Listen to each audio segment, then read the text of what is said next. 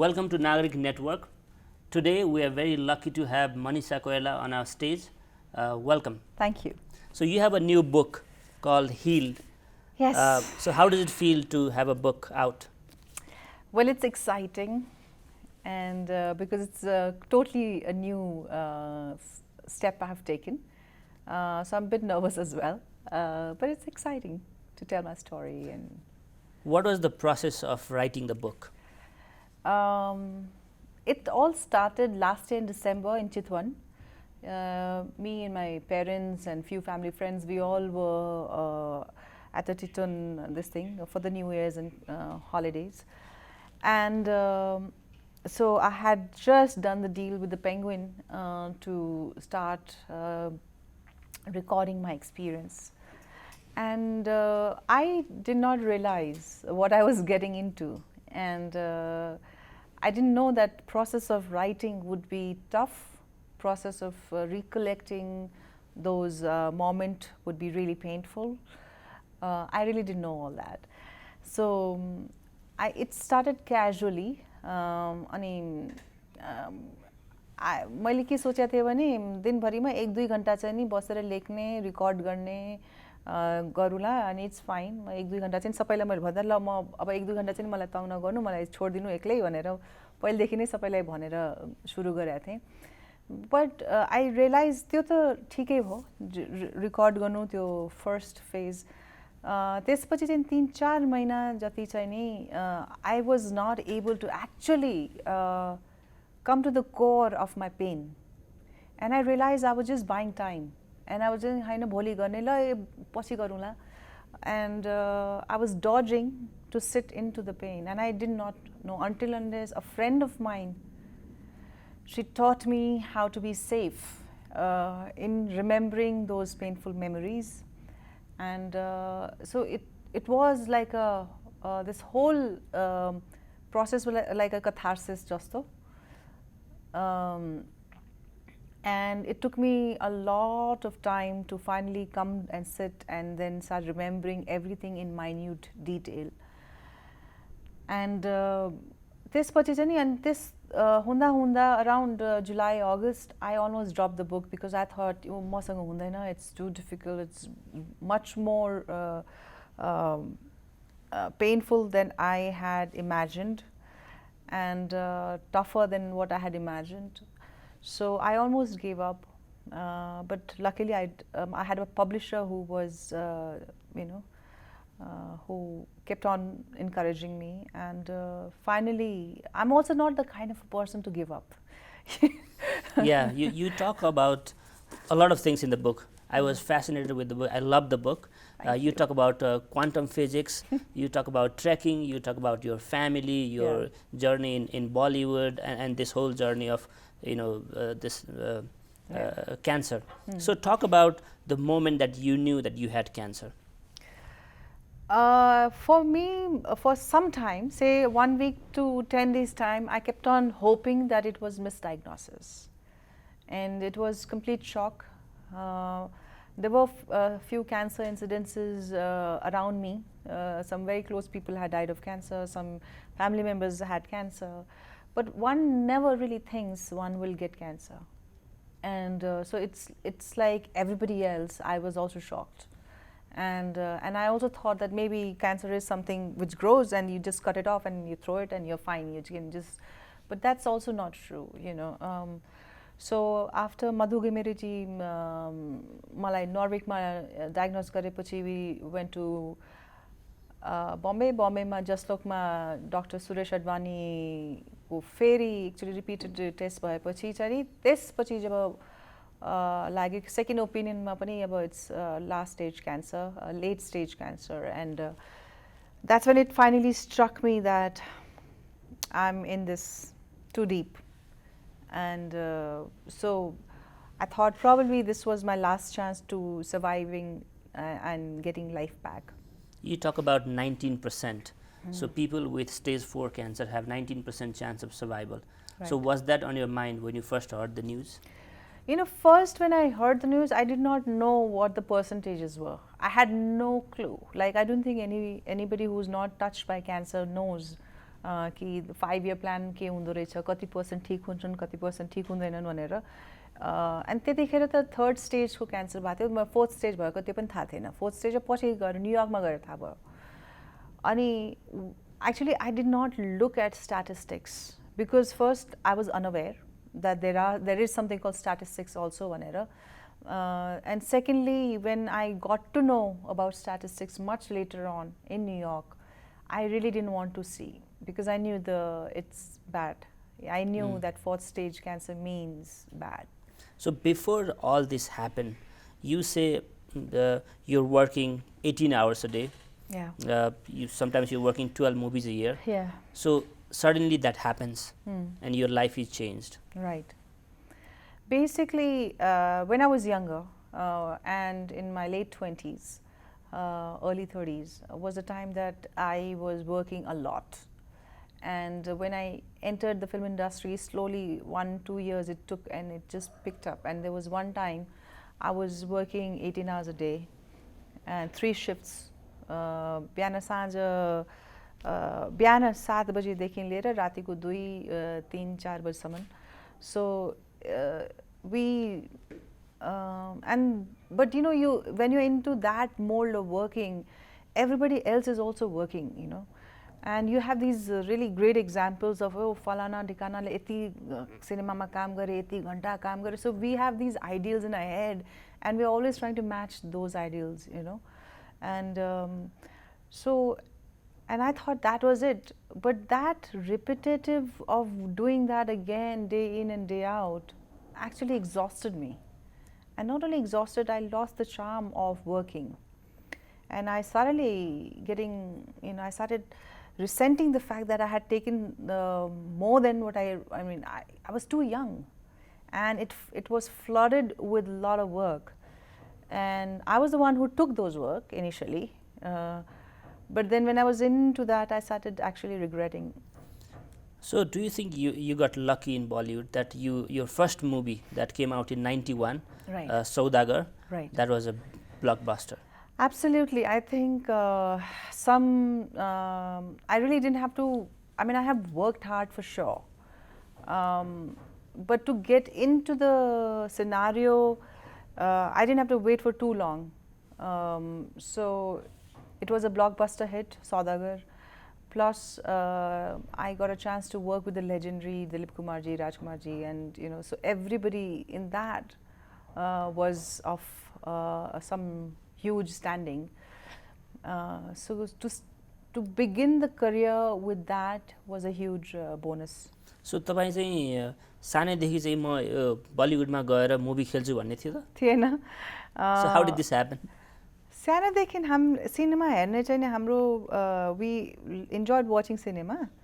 सुशीलामासँग हुर्केँ म. अनि सुशीलामा loved going to watch movies in theater. And Sunday चाहिँ हाम्रो सिनेमा हुन्थ्यो, सिनेमाको दिन हुन्थ्यो. So I used to love watching. मलाई चाहिँ तर सिनेमामा जान्छु भनेर चाहिँ थिएन. मैले थिएटर गर्दाखेरि चाहिँ I got lot of good response. But never in my wildest dream I had thought that I'll be a film actor one day. And यो मेगाबुलबाट सुरु भएको. I did a ad film. यहाँ चाहिँ म समर भेकेसनमा आएको थिएँ. अनि मेरो मामा हुनुहुन्छ प्रेम उपाध्याय भन्ने, उहाँ चाहिँ नि एड फिल्म बनाउनुहुन्थ्यो. उहाँले नि एक दिन आफ्नो घर लगेर ल आइज भनेर माइजूले मेकअप लगाइदिनु भयो. अनि मामाले चाहिँ नि फोटो यसै खिच्नु भयो. And that photo, I still have few of them. I think then he offered me, he realized that I have a photogenic face. Then he said, एउटा ad film गर्छस्. I don't know, 2000 हो कि 5000 कस्तो थियो, I don't know, त्यतिकै थियो. So I thought, yeah, it's a good pocket money. गरौँला भनेर. Casually I did that. I had zero knowledge. But being in front of camera kind of was easy. And then I got offered to do Pheri Bhetaula. And again, I never thought of it as a career. Again, I thought of it as a quick buck. and I thought it's my summer vacation time. Ek mahina ko shooting huncha Pokhrama, and yeah, I was getting 25,000 or 30,000. I don't know how much of that, but I thought this 1 month it's a good money for me. So I asked everybody in the family. Nobody had an issue with me working here in Pokhara, so that was okay. But during that filming, I just realized that since now Bombay industry, film industry is the one, why don't I try there? And alikati त्यो little flame of want came from that movie, and then I contacted my mom. I was in Delhi with mom, and she knew some people who were attached to the film industry and all that. So from there, that's a journey which takes on. And but you grew up in a very political family. Oh. So you grew up, with BP Koirala and all the legends of Nepali politics. Right. So, how was that like? Well, honestly, that's something I would want to turn into a book someday, the memories of that. They really shaped me, and I still miss that big time. Whenever, for a long period of time, it was difficult for me to come to Kathmandu because I had those memories very strongly. So I miss Sushilama and Bibiba tremendously, like most of the family members they do. But I remember my childhood was filled with a lot of people, and it was filled with like reading books. Sushlama also used to read a lot of books. She was an avid reader and would encourage all of us. My father was an avid reader. And so there were discussion on idealism, on books, on music. And Sushlama was a Bharatanatyam dancer and Manipuri dancer, which she taught me. And so I remember house being filled with really great minds, and a lot of art, a lot of literature, a lot of music. त्यतिखेरको तबला बजाउने मान्छे, गायकहरू. I mean, and there was a huge, always political people all around. And I remember getting up 4 in the morning. All of us used to be up 4, 5 in the morning, and we used to have like 7, 8 rounds of tea.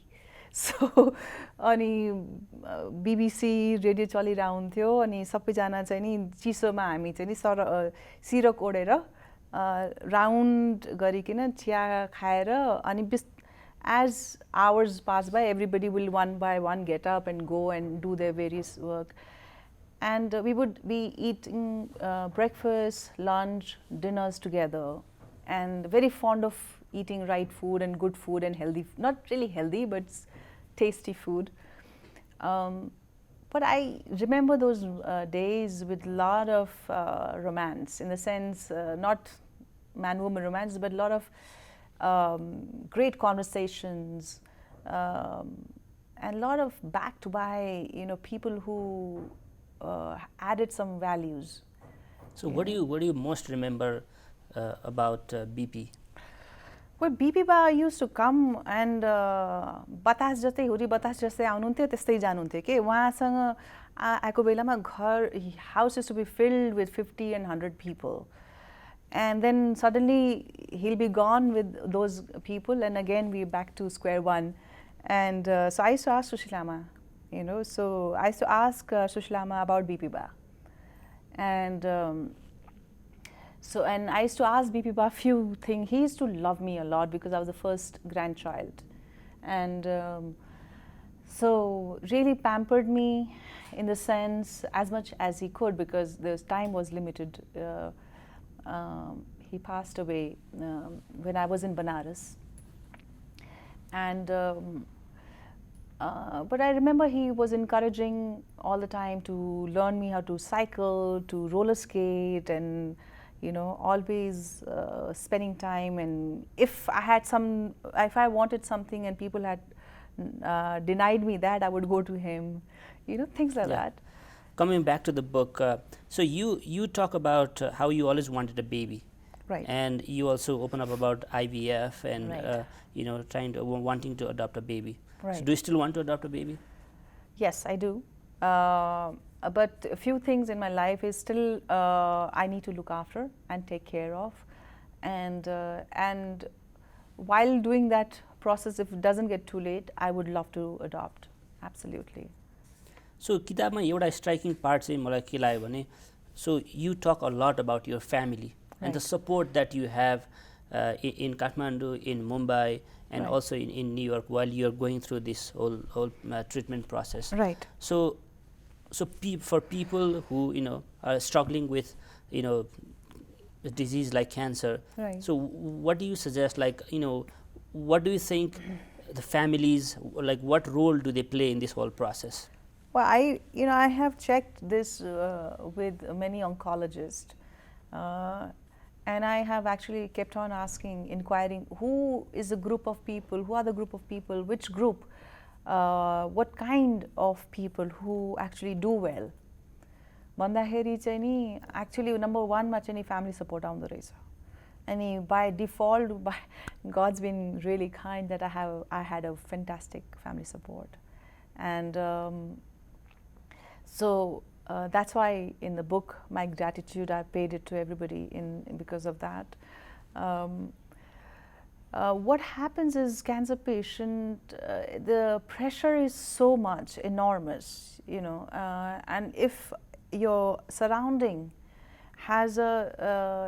makes you stronger person to fight it all and to be really resilient, then it becomes bearable. I mean, it's painful, but other people are encouraging you along the process. So that's really actually the key.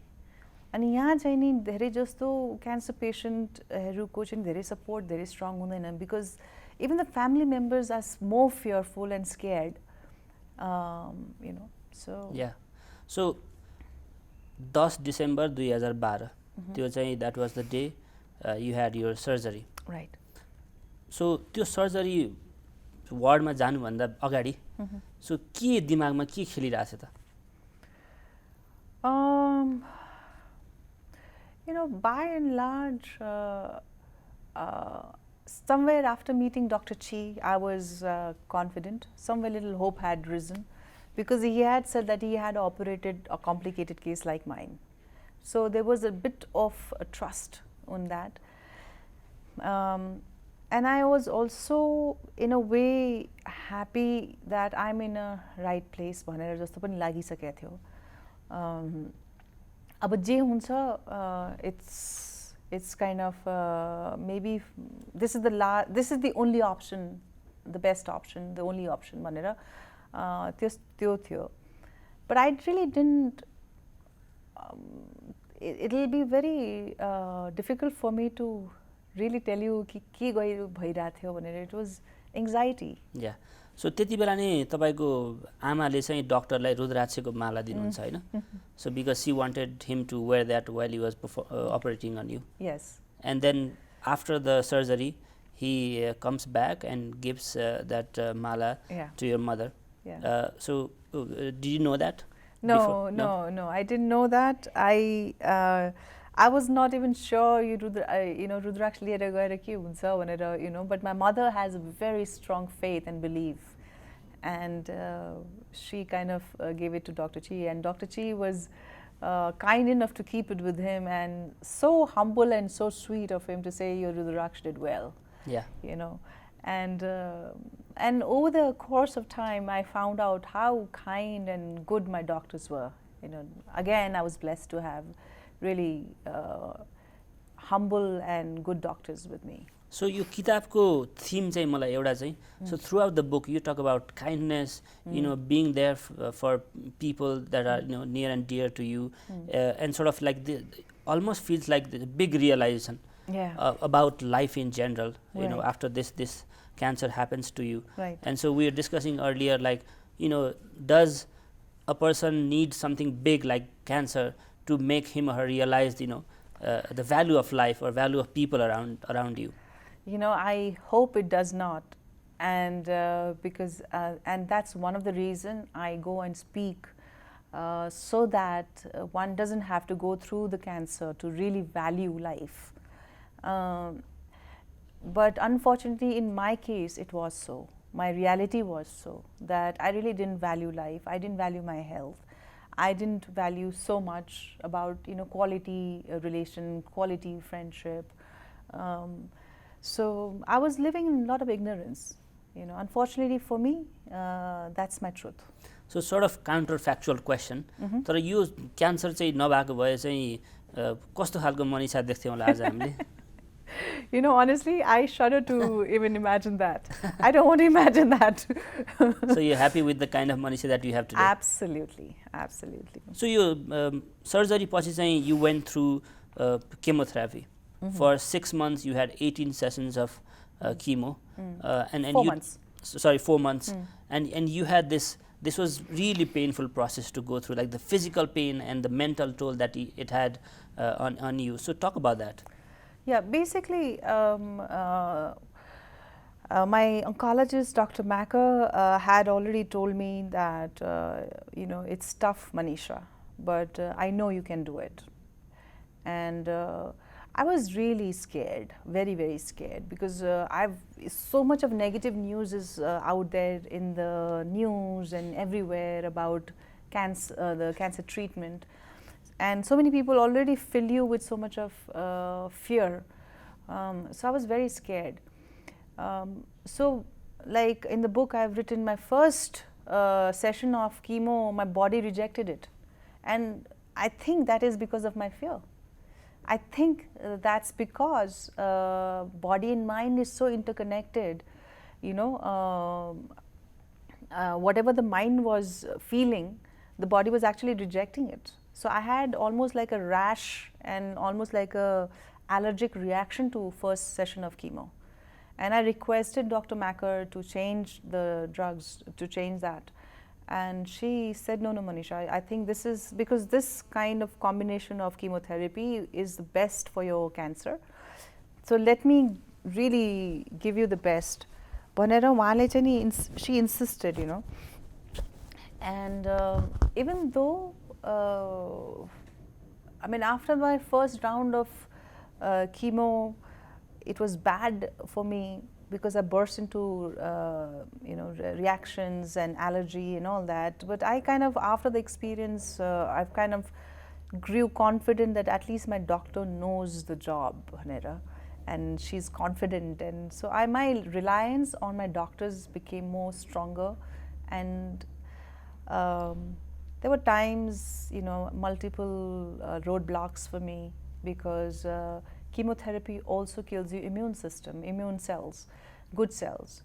And so I was given Neustala, or I don't know what it's called, but some kind of injection so that white blood cells are produced. And it was excruciatingly painful those times, because मलाई त्यो पढ्दा फेरि नि एक किसिमको रिङाटो लाग्ने के त्यो पेनको जुन you describe the pain, it's such a horrible pain that and then you talk about your mental strength, like you derive your mental strength from different sources, your family, your friends, and then you also talk about that you fell for a guy during that process. Right. So tell us more.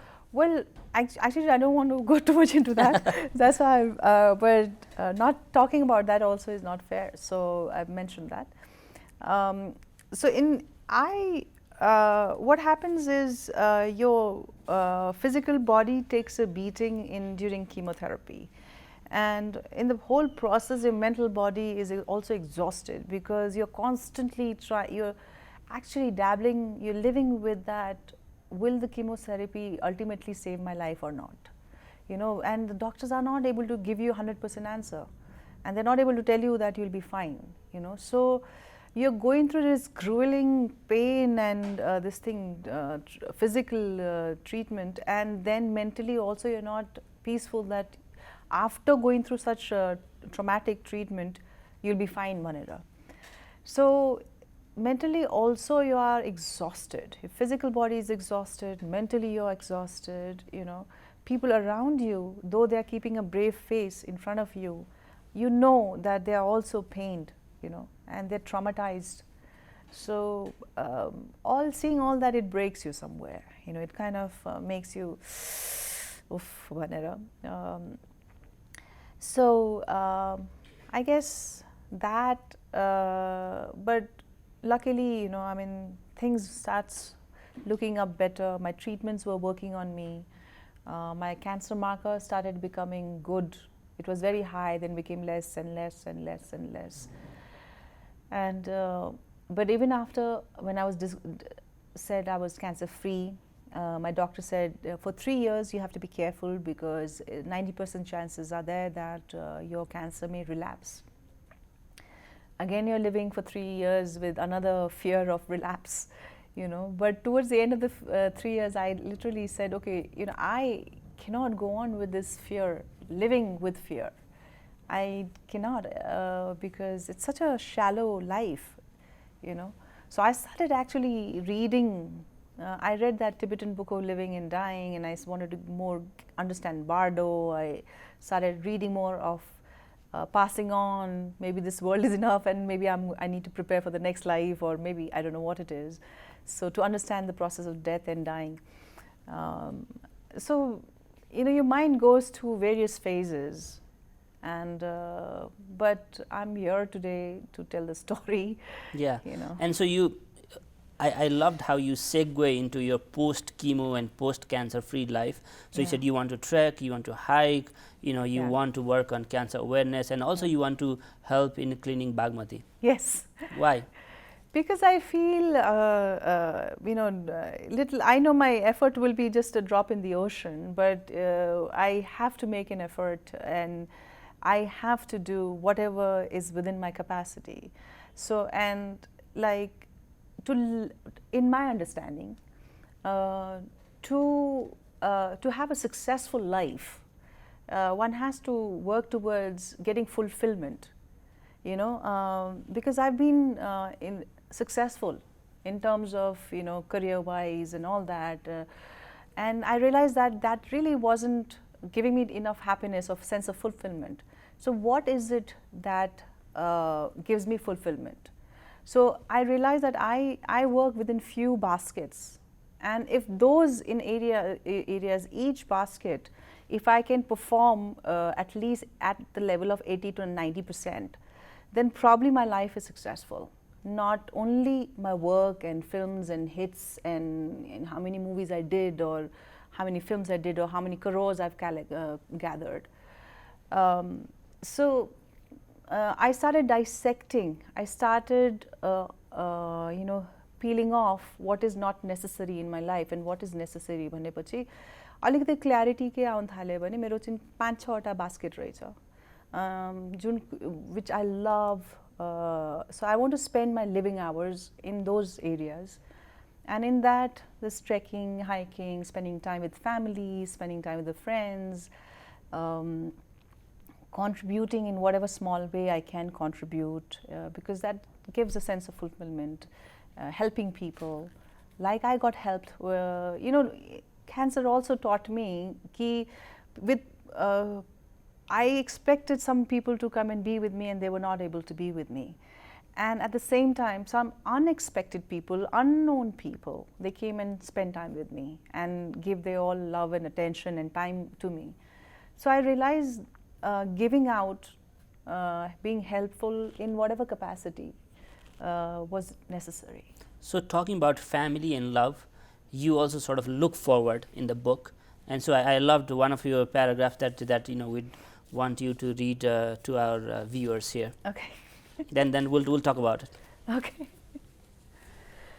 Right. So you wanted me to read on this. So reinvented, renewed, and realigned, I have now set clear boundaries around me. My constant struggle is to shatter my hardness and yet not become vulnerable. Do I still want a boyfriend? Of course I do. But now I will allow someone into my sacred space only after putting him through a thorough check. I refuse to experience another heartbreak. So what is it I'm looking for? Someone who is my equal, understands me, respects everything I have been through, a partner who has resolved or is in the process of resolving his own issues, someone who is willing to help me through mine and is open to letting me help him through his. In short, a mature, spiritual, financially stable, accomplished, good-looking man. in that order. Too much to ask for? Maybe. Will I find him? I don't know. Will I compromise on this? Never. So thank you. So you talk a lot about like how you've sort of chosen the wrong guys in your life, and then while you're going through this process, you met someone and then also didn't work out, and now you have a wish. So tell us more. Like what? Okay. You need little spice in the conversation. So, well, basically, I realized that I was probably functioning from a space of neediness. And because you have this concept that if you have a partner, then you're probably leading a complete life, Panera. And I realized that that was my undoing. And after facing death, after facing cancer, last stage cancer, after physically getting so traumatized, if I still did silly mistake, that is not acceptable to me. And I realized I had still done another mistake, and that's when, a red alert sign started in my head, and I said, no, Manisha, I can't live with mistakes all my life. And so I kind of buckled up and started doing a lot of soul searching. And I figured out that this need was the one, my undoing. And so I started working on myself in the sense that why do I really need anybody? And the more I started understanding, I realized there is no need. I have a very content, very good life. God's been really kind. I have an enormous amount of love and support from my family, from few friends, from my fans, people who love me and respect me, who have never probably met me, but they, from a distance, all that. So I'm going to value what I have. I have opportunity to work. I have well-wishers. I have this creative drive to keep on either writing blogs or giving talks. And so I want to basically start focusing onto my gift. And of course, if there is a kind and all these quality meeting guys somewhere, and I'm of course most welcome, but I definitely cannot afford any more wrong energies in my space. After going through all that grind, I will not accept that. So, if you have to talk to teenage girls today, or boys for that matter, ambitious, want to do a lot of things in life, what do you say to them? There's a lot I would love to say, because I feel they have, first of all, I want to say that they should really feel grateful that they're alive and that they're healthy. And if they have one or two people, whether it's a family, friend, anybody, who truly love them and respect them and are encouraging, should value that relationship, really should value that relationship, because it's rare. People who come and love you is not something that you can take flippantly or casually. One should really value that. And then also start looking at life, because this world is a magical place. I feel it gives you a lot of opportunities, but you need to be clear in your head what you want. Do you want to be a doctor? Do you want to be a sports person? Do you want to have certain dreams and be willing to work hard to achieve those and lead a really good life? But also, back of your head, please know that we all are part of this whole world, in the sense we are part of the nature. I talk about this in the book as well, that we are part of this whole thing. We are not separated. So live consciously, live mindfully. And when you help somebody, you actually get a lot of joy in return, which you cannot buy from having lots of other things. So I feel a successful life without fulfillment is So तपाईले एउटा important कुरा चाहिँ किताबमा जस्तै यो healthy life जिउनु चाहिँ एकदम महत्त्वपूर्ण कुरा हो भनेर पछि किताबको अन्तिम भागतिर कुरा गर्नुहुन्छ रेगुलर एक्सर्साइज गर्ने राम्रो खानेकुरा खाने भन्ने कुराहरूमा एकदम धेरै फोकस गर्नुभएको छ नि लास्टमा सो यो किताब चाहिँ कसले पढ्नु पर्ला र किन पढ्नु पर्ला मेरो विचारमा चाहिँ नि यो किताब चाहिँ नि कसैले पनि लाइफमा एउटा स्ट्रगलबाट गुजिरहनु भएको छ भने आई थिङ्क यसले चाहिँ नि इन्करेज गर्छ यसले होप दिन्छ यसले यो पनि देखाउँछ कि सबैजना हामी मनुष्य तलमाथि हाम्रो लाइफमा कुनै पनि हेल्थको क्राइसिस आउन सक्छ कुनै पनि ठुलो अर्को कुनै क्राइसिस आउन सक्छ र तर त्यसबाट तर्सिनु हुँदैन we have to go through with it and if I am alive and after getting diagnosed with last stage of cancer and living the days to tell my story, I'm sure other people can come out of any challenging situation. So there is hope, but life is not bed of roses. It's packed with thorns, but it's worth it. It's worth it to walk through those thorns, bleed a little bit. And but that whole journey of life is beautiful. So cancer उपचार गर्नु चाहिँ आफैमा एकदम महँगो प्रविधि मतलब महँगो उपचार गर्ने जो मान्छेहरूलाई जुन कति नेपालमा यो हामीले क्यान्सरको एकदम रेट पनि बढिरहेको देखिरहेछौँ I think one of the reason that you are involve in cancer awareness programs across the country so यो अहिले चाहिँ क्यान्सर उपचार गरिरहेको अथवा क्यान्सरबाट चाहिँ जुन पीडित भइरहेको मान्छेहरूलाई चाहिँ के भन्नुहुन्छ त हो यो एक्चुअली चाहिँ नि म जति पनि इन्डियामा र नेपालमा क्यान्सरसँग पीडित भएको मान्छेहरूसँग चाहिँ नि मलाई चाहिँ नि अलिकति के डर लाग्छ भने क्यान्सरको उपचार चाहिँ नि असाध्यै महँगो छ र यो लामो समयसँग 4 महिना 6 महिनासम्म जाने उपचार र कुनै कुनै त वर्षौँ जान्छ कतिपय मान्छेहरूले आफ्नो घर बेचेर जग्गा बेचेर चाहिँ नि आफ्नो उपचार गराउँछ र उपचार गरेपछि पनि निको हुन्छन् हुँदैनन् भनेर त्यो पनि ग्यारेन्टी हुँदैन त यो यस्तो ठाउँमा चाहिँ नि हाम्रो जस्तो साउथ इस्ट एसियाको कन्ट्रिजहरूमा चाहिँ नि अलिकति गभर्मेन्टबाट सपोर्ट नभइकन यो इन्डिभिजुअली कसैले मद्दत गरेर it's like a bottomless pit and so I feel like minded people pharmaceutical companies government ले मिलेर चाहिँ नि एउटा राम्रो स्ट्रङ हेल्थ केयर सिस्टम चाहिँ नि दिनुपर्छ भन्ने मलाई लाग्छ सो कोइराला फ्यामिलीमा भएपछि नेपालमा चाहिँ एउटा क्वेसन चाहिँ हामीले सोध्नै पर्ने हुन्छ जहिले पनि so is politics on your mind not really I realize I'm the most not suited for the politics. Though I grew up in political environment, though you left this option open when we talked last time. I still leave it open, but because I don't know how life unfolds, man plans, but God has its own ways of doing things. But I really, personally, if you ask me the question, I don't think I'm suited for political games, for politics. But I do have interest in knowing what is happening in Nepal and in the world politics.